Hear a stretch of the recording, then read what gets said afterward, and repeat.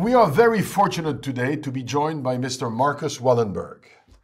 Marcus serves on and often chairs a number of boards of very well-known companies, and we will come back to this.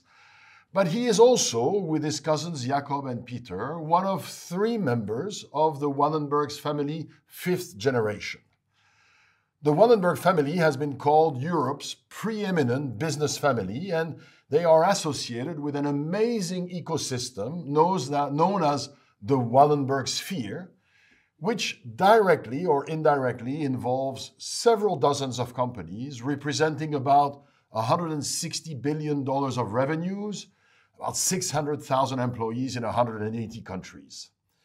Some of the companies whose name appears within this sphere: ABB, Atlas Copco, AstraZeneca, SEB, Ericsson, Saab, Electrolux, Nasdaq, SKF, Stora Enso, or the well-known private equity firm EQT. But as I was preparing this discussion, I realized, Marcus, that there is a lot I didn't know about this Wallenberg sphere and about the way your family has been guiding its destiny. So I'm very grateful to have this opportunity to discuss this with you today. Again, Marcus, a warm welcome to you. Thank you very much. Thanks for having me. So, Marcus, my first set of questions is meant to help all of our viewers understand your and your family's role in guiding this amazing ecosystem of companies. And my first surprise was the fact that your family actually doesn't own these companies. Participation in these companies are held by 2 major holding companies: Investor, which is publicly listed, and FAM, which is privately held. But these 2 holding companies are actually largely owned by 15 foundations to which your family over the years gave their shares or that they otherwise created. And then dividends from the investment companies and the holding companies flow back to the foundations, which then redistribute almost all of these proceeds, and that's about, I think, $200 million a year, to a variety of research projects and research organizations involved in science and education, and with a clear objective to help the development and competitiveness of Sweden. So in many ways, your family is more custodians of an enormous empire than actual owners of it, which is quite extraordinary in a global context. So Marcus, my first question is, can you tell us a bit more about this Wallenberg ecosystem or cycle, I've seen both terms used, and why your predecessors structured things this way? Well, it's hard for me to say exactly why they came to the conclusion to do this, but the first big foundation, which is now the largest of the family foundations, was actually created by my great uncle K. Wallenberg in 1917, and he and his wife had no children, and then onwards the family members have created foundations in every generation of our family. So actually, yes, you're right, there are several foundations, and it's been a very good way, I think, for our family and in the way we are operating, that actually it's a way to give back, to really have the possibility to support the Swedish society. The family has been very focused on working for Sweden, with Sweden over the years. So it has suited our way we think about ourselves. And also it's been good because I guess in many situations you can come into a discussion about personal wealth. That is not a discussion we have in our family. Those who are participating in working with us, for us in the companies, they do that because they feel that they want to be part of this ecosystem. And that is becoming increasingly clear in this generation that we're in right now. Indeed, I had seen written in some articles that I think you and your cousin said, look, one of the advantages is this way we don't spend time squabbling over distributing wealth because the wealth is owned by the foundation. And I guess a number of families over the years, of course, have spent enormous amounts of time squabbling about this. You guys don't.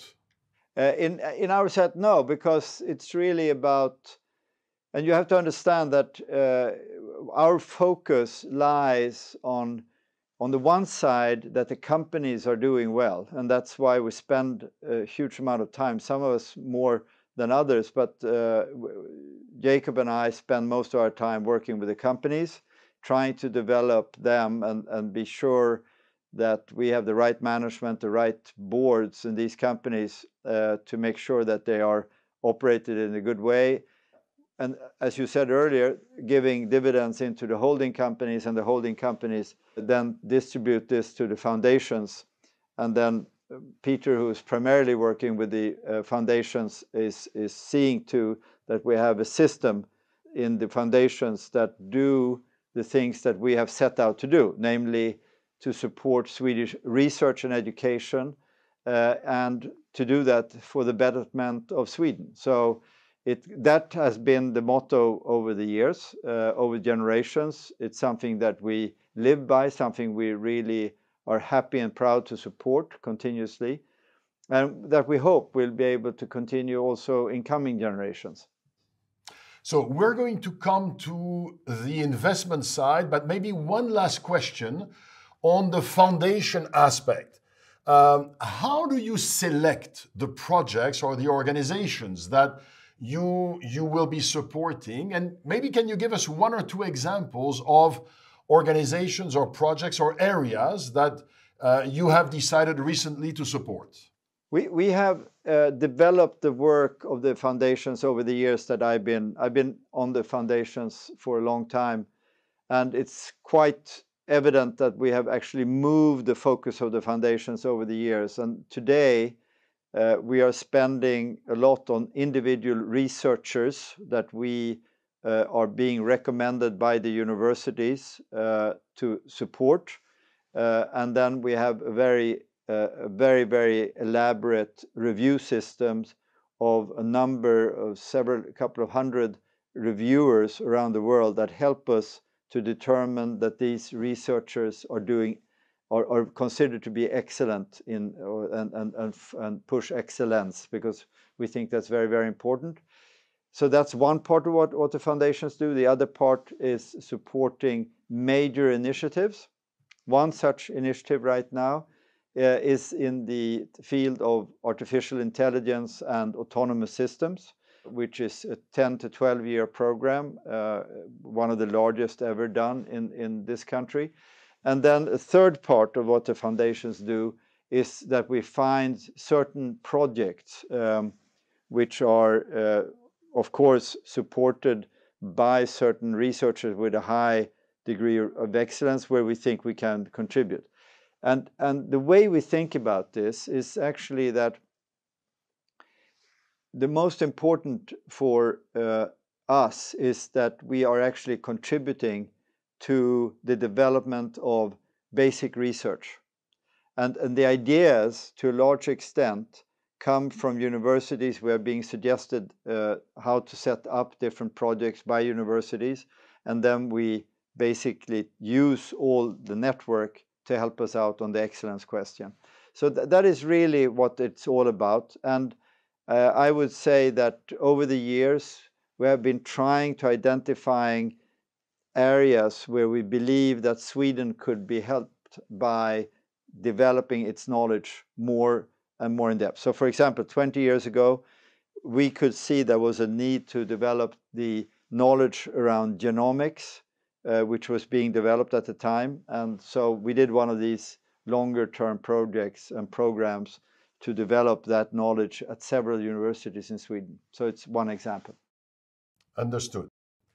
Thank you for this. So now let's focus on the investment side. And of course, one of the questions is, well, how does this governance work? And how well does it work? And so one of the ways to assess this success, of course, is to look at the performance of Investor, because it's a publicly listed company, a publicly listed group. And of course, the foundations own, I think, about 23% of the shares and control about 50% of the votes because of the dual class share system. And over the last 20 years, Investor has been returning an average of 15% a year, which 15% a year over 20 years is simply extraordinary. And just as a comparison, of course, because we often talk about Berkshire Hathaway in the US, I checked how well they did over these 20 years, and the answer is about half as well as Investor has done. So it's been an extraordinary performance. And of course, the question, Marcus, is what's the secret sauce? How does one succeed so well over so many years? I think that you have to understand the way these investment holding companies are working. It's basically the result of the performance of the underlying companies in the portfolio. So the management of Investor has done a really good job over the years, but also the companies which constitutes the portfolio has been extraordinarily good in certain cases. But you should remember, when you have a portfolio, there is always some companies who are doing very well and some are not doing as well.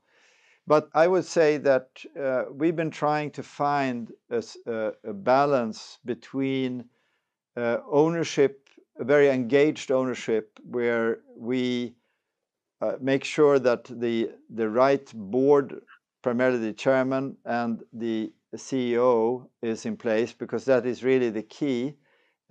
These individuals play a bigger role than perhaps one can imagine, that it's so important, that are aligned with values and have the same objective as we, as one of the big shareholders in these companies, have. And in most companies we do have an ownership position which is quite substantial and usually the largest. And that means that in the Swedish corporate governance system, it means that we also have a say in the boardroom, because the Swedish corporate governance system has a board where only the CEO is usually the only executive on the board. So the two-tier board system, the two-tier governance system has been, I would say, one factor to that we have been able to have good developments in these companies. One also has to remember that besides this, and working with what we think is value creation plans for these companies, where we have an active dialogue with company boards or managements to exchange views on what's going on, all within the rules that are set by the market or whatever. And it's a continuous dialogue that we have through the board memberships and so on. And we're really trying to see what are the potential of each company that we work with. So that's quite an important part of what we do. Then, of course, you have to have tailwind. I would say in the last few years, it's been good for some of these companies. They made the right decisions and been able to, in different ways, reshape themselves to a position where they have done quite well in many cases. And I should also say that we have had a composition of Investor which has been very favorable. The private equity company you referred to, EQT, has done very well in the development of its values, and some of the industrial holding companies have also done extremely well. So I think what I'm trying to say here, it is that it is continuous development of the relationships with these companies, trying to stay close without interfering in operations, but still having an active dialogue with these companies that has been very important to us over the years. So that is a little bit of the gist.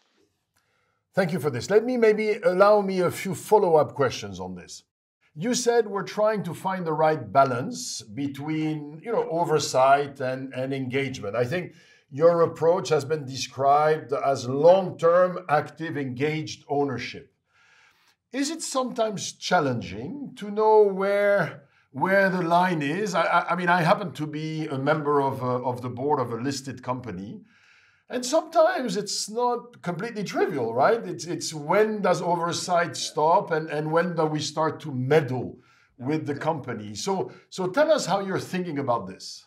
Well, I think that if you look at the Swedish corporate law, basically you could say that being really responsible for strategy and following up operations, and also, of course, having a very important role of appointing and in some cases dismissing the chief executive are three of the real important points that the board gets involved with.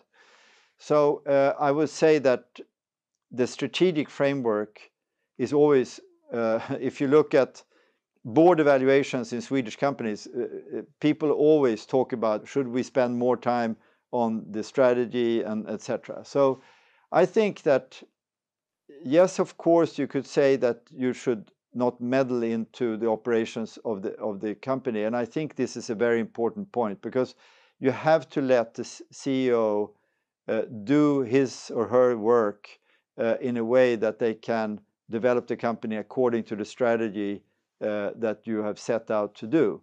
But I think it's also important to acknowledge that for being a CEO is quite a lonely job, and they need some sort of communication to feel that they are on the move. So I think that most of the chairmen in Sweden, they are to a large extent trying to keep in touch with, or board members trying to keep in touch with the CEO just to be a supporter or to be somebody who can challenge them or whatever. So I think one has to be very careful not to get into operations because then you will never know who's really responsible at the end. But depending on what type of company it is, depending on what situation that you're really in, you will have more or less communication with the management of the company. So if there is a company who is really struggling trying to refocus their activities or reconstruct themselves in a different way or trying to fix something that is not working, then it's very important for them to feel that there is a common understanding on where to move certain things on a strategic level. So as to your point, it's not a simple question, right, but it's a very important one. I can take an example of certain things that we try to discuss more actively with companies. So just in this time that we're in right now, we as a group have always said that we think that innovation is extremely important in companies where we are operating. We have always had that position. Therefore, we are prepared to support companies who really want to spend more resources on research and development, for example. So that has always been a theme, and that is also resonates very well with what we do in the foundations as well, because we really believe this research question is important for companies who are where the original part is really coming from a country with 10 million people. You know, here only innovation can really help us out to stay competitive in the global market. On top of that innovation part, it's more and more obvious that certain cases or certain areas which will require even more attention in years to come. And that's the digitization of operation and the company, what not only on the efficiency side, but also what can you offer your customer base. And the other part is, of course, sustainability. And on both these areas, we as owners have been quite active in our discussions with the companies that we feel it's a very important part that they stay on the edge of, you know, trying to digitize themselves and try to be on the forefront of sustainability. And we think that that will be very important and defining factors for years to come. So please allow me to build on this. So the digital aspect, I think we all get, right? We all understand how today the extent to which an organization is able to be world-class at integrating digitization in its operation and strategy will influence their financial success. Sustainability is still a little bit more debated. There are still a number of individuals who say, yeah, in an ideal world, of course, we would be a little bit more sustainable, but that would cost money. And, you know, shareholders are so short-term focused. Now, there are also people who are saying, yes, but on the other hand, society will force companies to internalize the cost of their actions and the impact of their actions on the environment and on society. And so companies need to innovate. Please tell us how you're thinking about this and how you're also encouraging companies to think about this. Well, I think digitization is actually more complicated than we think. That is on the one side. And personally, I think there are so many more things that we could do to improve our offering to companies and to make our operations more efficient and spending time on the right thing. And not the least when I think about what happened during COVID and the banking operation, where basically everybody went digital of our customers. So that is one thing, which in turn demands from companies that they would change their business model to operate in a different way versus customers and suppliers. So that's one side of it. The sustainability question, we believe, we have taken the view that if you think about the consumer of tomorrow, no matter where they are, sustainability, we believe, will be a very important factor for consumers of tomorrow. And we also believe that working more actively with sustainability will also encourage companies to think differently about their business model. I think digitization and sustainability goes hand in hand to really make it a better way. I think thinking about how you can operate in a more sustainable way will actually help companies to transform themselves over the years. I think the demands of sustainability will just increase over the years, and that's why it's better to be on the forefront. I think we can do things in a better, more sustainable way that will be cost efficient if you think about how you will do it. And yes, I realize I come from part of the world that sustainability plays a huge role in the public opinion. It's hard to sell if you're a bank in this part of the world. It's hard to sell an investment fund to anybody of your clients if it's not green today. So and that means that if your financing is going green, that also demands that you will find companies who are on the sustainable forefront. So I think actually sustainability will be good for business going forward. I think it's going to be the way of the future. I think that, yes, it will mean that you will invest into the future. But I do think that we are in a place right now where we must, from our point of view, have an interest in many companies. I think it's part of building, even though it's, I understand, involves making investments that will be costly and so on. I still think that for the long term, and since we are very long-term focused, for the long term, this will benefit the companies and their customers, give very good returns in the future. That's where we come from. Thank you for this. Now, two more questions on this on the investment side. You've mentioned we encourage management and companies to innovate. We also encourage them, obviously, to digitize. We encourage them to invest and be at the forefront of sustainability threats and opportunities. To what extent are you able to encourage a sharing of best practices? So there's a description of the Wallenberg sphere, but many of these companies have their own board, they're publicly listed. Are you able to foster exchanges? And if so, how are you doing it? Well, we have meetings from time to time on certain themes, but to keep people to understand and know each other, we can't sit and direct people in every direction. That's not the intent, but to have the network is a good thing. So we try to do that from time to time. But we have, in certain aspects, actually created what we would call joint venture companies, not only in companies that are close to us, but also others who would like to join. And we've done it For example, within the digital data side, we have a company called Combient, which is now almost 40 primarily Swedish and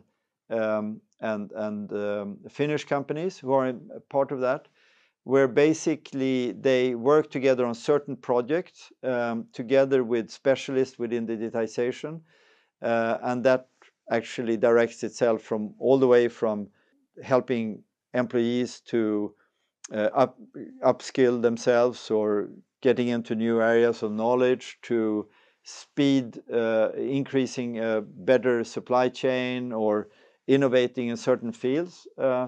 And that has been, we've been doing that for a number of years now, and that has been quite good because it's really, it's all based on companies making the decision themselves if they want to participate on certain projects or not.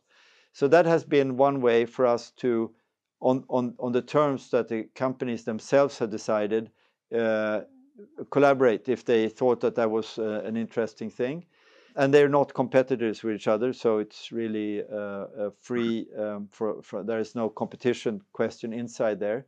We've also done a similar thing in 3D printing, where a number of companies come together to develop that technology and run it in a better way. So yes, in specific fields where there is not any competitive questions, but we would think that the combination of working together will bring the participants forward faster, and by that being more innovative for the future.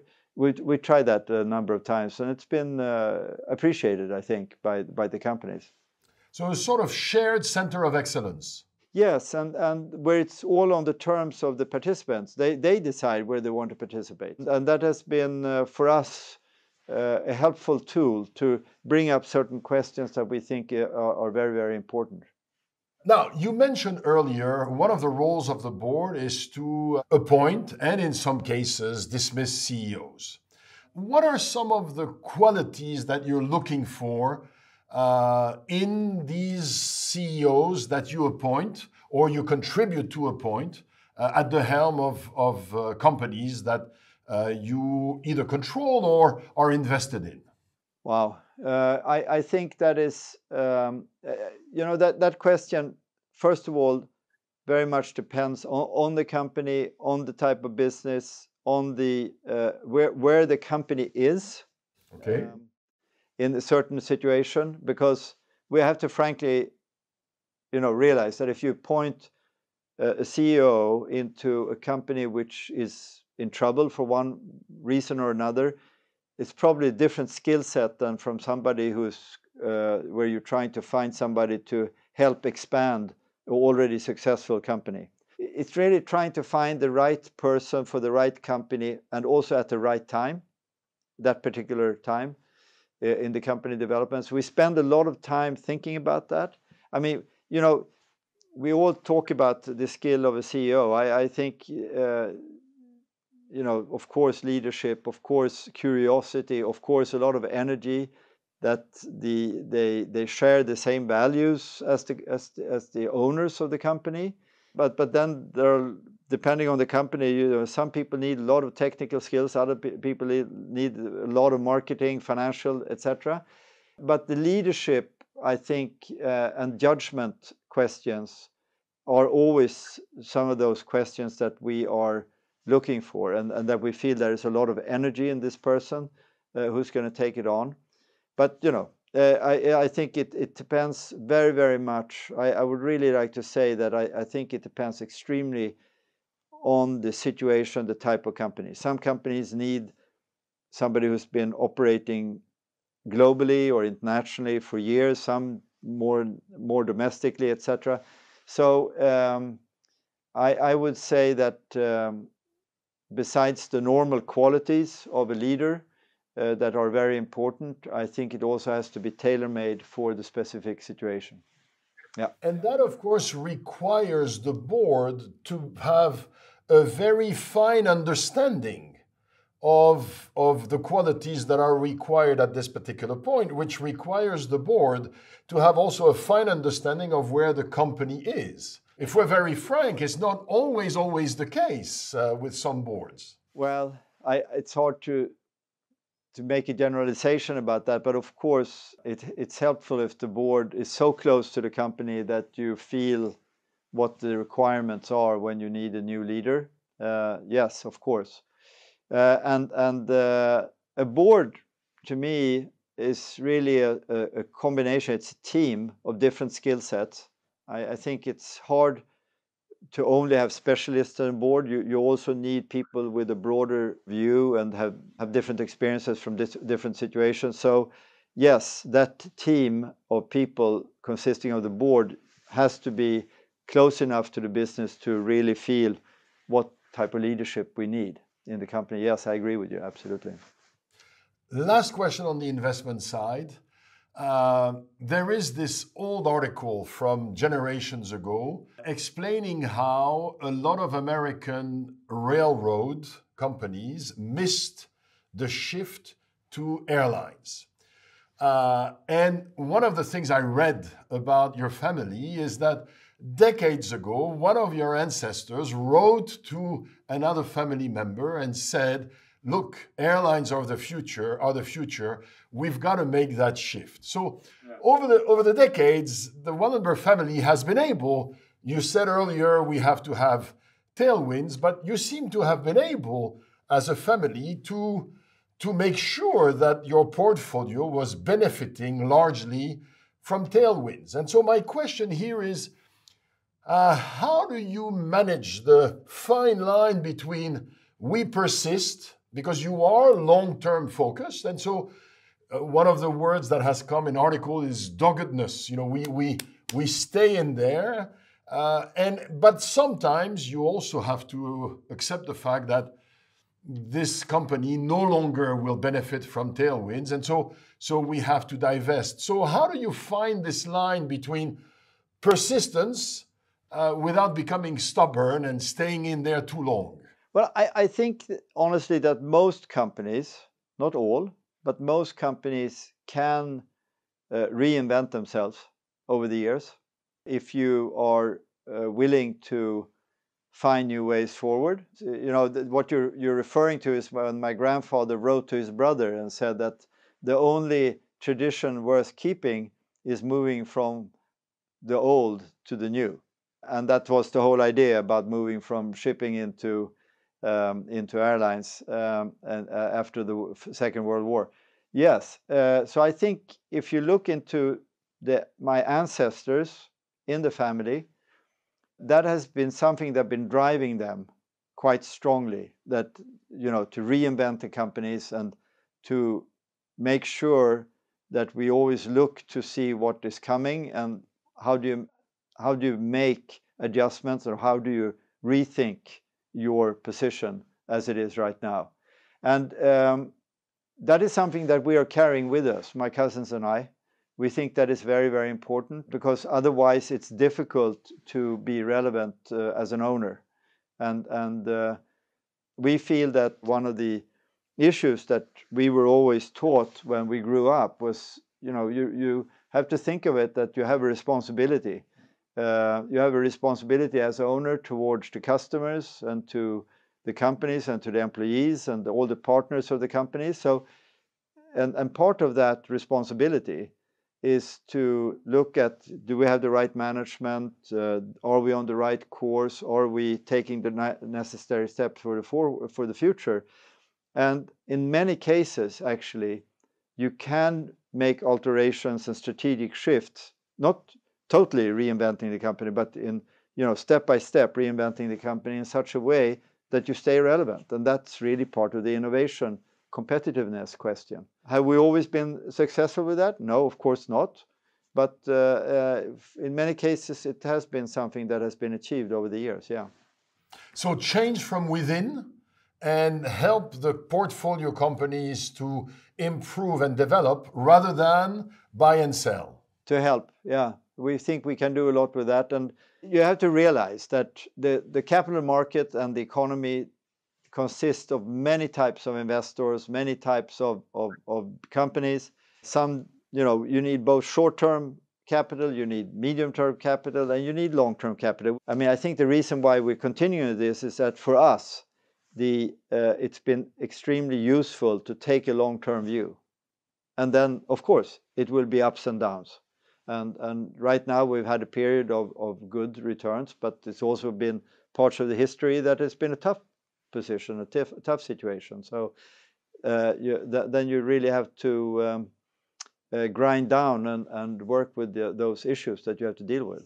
Now, Marcus, as you know, I'm a professor of leadership, and so I cannot conclude this discussion without having maybe a few personal questions, or slightly more personal questions. The first one pertains to your decision to dedicate your life to what seems to me really to be a life of service. And if you allow me, I want to read 2 or 3 sentences that are printed in various reports that the family and the groups are putting together. One said the Wallenberg family of Sweden works in the service of enterprise and research. Another one said, through the Wallenberg Foundations, we work to give Sweden's researchers and companies a solid platform to compete effectively in a highly competitive global market. We have been entrusted with the governance and development of what earlier generations of our family have created, and we consider this our mission. This carries a responsibility that we are genuinely willing to take on. Now, this sounds like a life of service to your country and to society as a whole. My question is, does this ever weigh on you? Are there sometimes days where you would have preferred not to have to bear this charge? But, of course, life consists of many short terms, many long terms. It consists of ups and downs, of more very easy times when things are going the way you really would like it to go, and of course days when it's not so easy. And I think you just have to realize, and that's what I think many of us are trying to do in our family, is that we realize that the race is very long, and you have to try to find a balance to look at the horizon. Where are you trying to aim? What are you trying to achieve long term? Because it's easy to get into a situation when things are more challenging, that you are deviating from the long-term goal. That doesn't mean that you don't have to make alterations.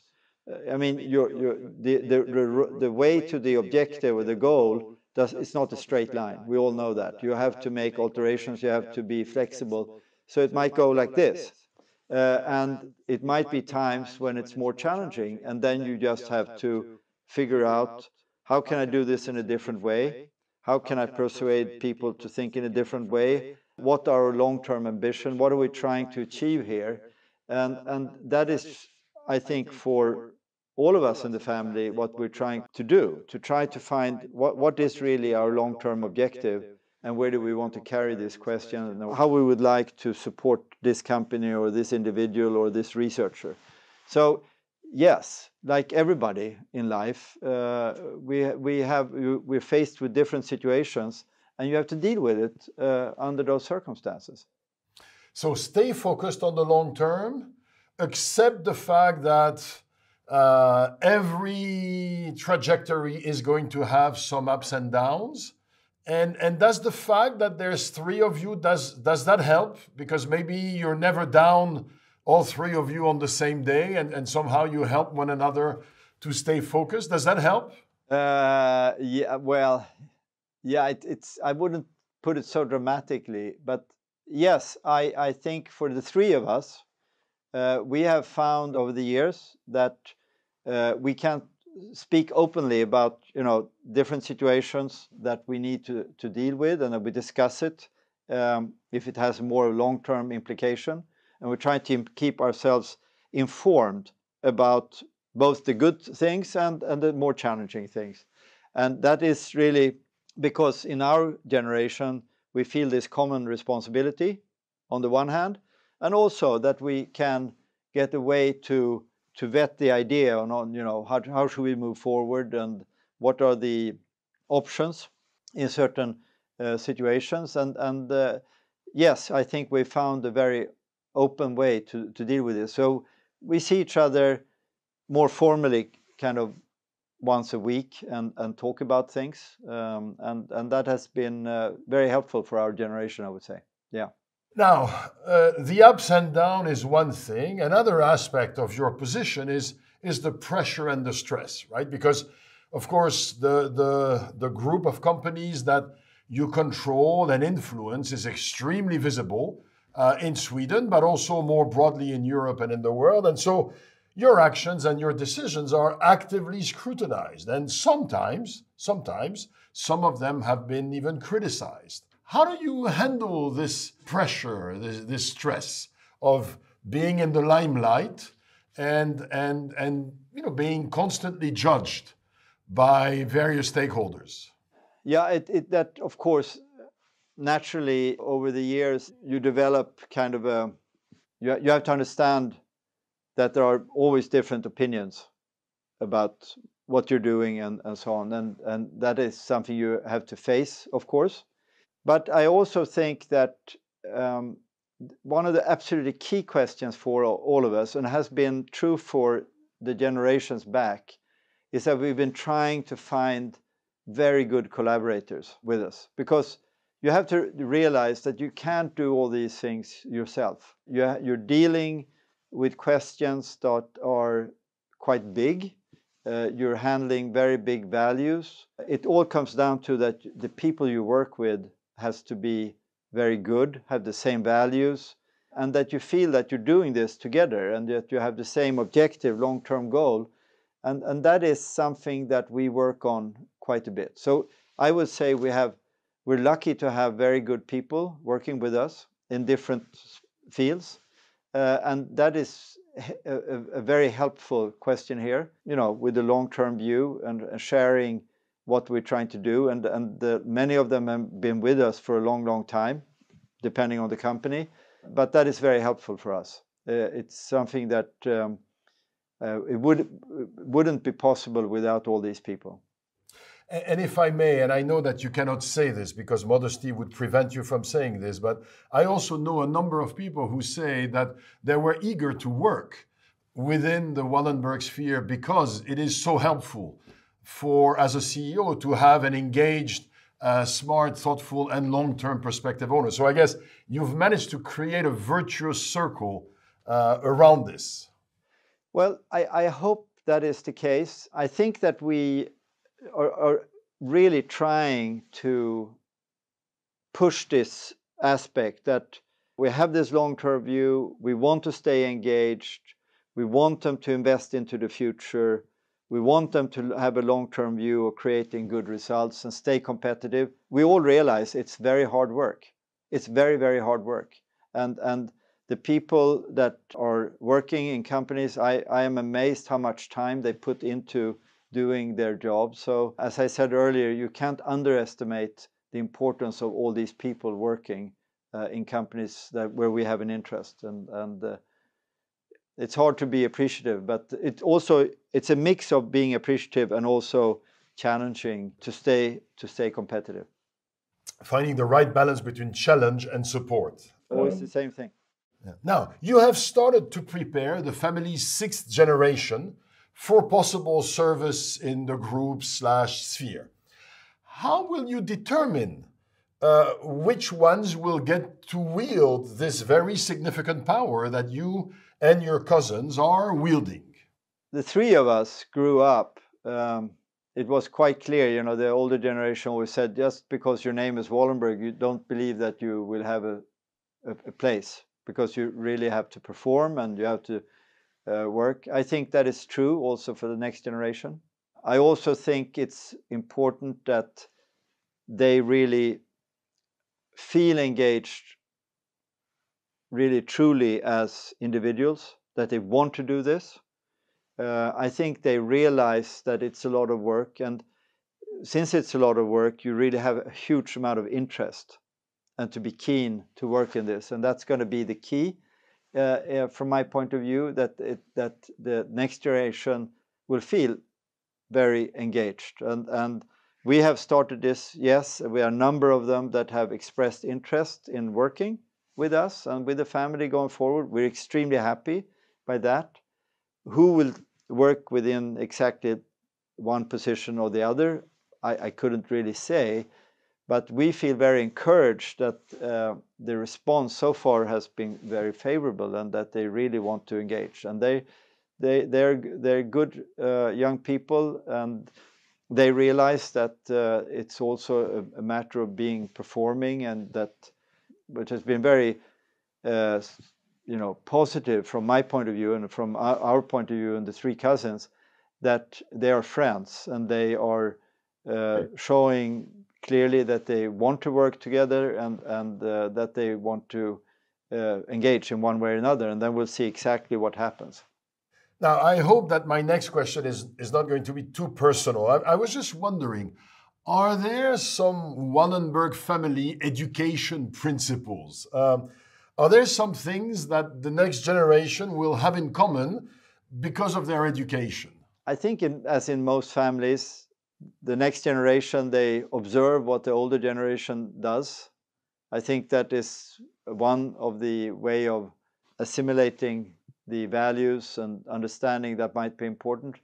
But I think that participating in what we're trying to achieve, both on the research side, the foundation side, and on the family side, and on the business side, I think that they're all formally educated, of course, but they also now participate, those who have interest, they also participate in the business in one way or another. And it's really a matter of being on the job, working hard and participating in the decision making from time to time that will teach you all these different aspects, because it's so many of these questions, it's not something that you read in the school book. It's really about having had the possibility to gain the experience by working and coming into situations where you have to make judgment calls. And that is part of this training. When we grew up, it was very much a part of being, you went out on different training programs or did training in foreign banks or whatever. But today, the businesses are widespread. It looks different from the time when the three of us grew up. And also generations shape their own views and values, and we have to respect that. And that's why I'm coming back to the big question that you have to have a very keen interest, and that is really the most important question. And what I'm also hearing, which is, I think, a part of your answer is, and it's not like their education stopped at 18 or 22. It continues. It's a lifelong process of educating. Last question, Marcus. I was recently at an event where some senior leaders were commenting that they were quite discouraged by the results of COP27 in Egypt and the multiple threats that they can see in the world. And I was wondering, do you ever get discouraged or depressed that way? And if not, how do you manage to keep yourself focused and optimistic enough with respect to the future? My principal answer to that question is really because I believe in the future. I really think, I know there's a lot of discussion about that we're going into a more difficult world, and the situation today, don't get me wrong, this is a very difficult and horrible time with the war in Europe and energy crisis and coming out of the COVID. And still, I think there are so many new things coming up scientifically. The world is developing. I do believe that if you look back the past 10 to 20 years, lots of people have come out of poverty. Yeah. We have increased the health possibilities for populations around the world.